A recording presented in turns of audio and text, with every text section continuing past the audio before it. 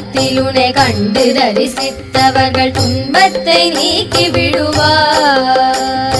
சிந்தை தனில் உன் பாதம் தன்னையே தொழுபவர்கள் துயரத்தை மாற்றி விடுவார்.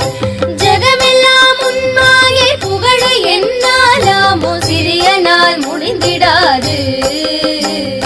சொந்த உண்மைந்த நாம் எந்தனை ரட்சிக்க சிறிய கடன் உன்னதம்மா. சிவ சிவ மகேஸ்வரி பரமனிட ஈஸ்வரி சிரோன்மணி மனோன்மணியுனி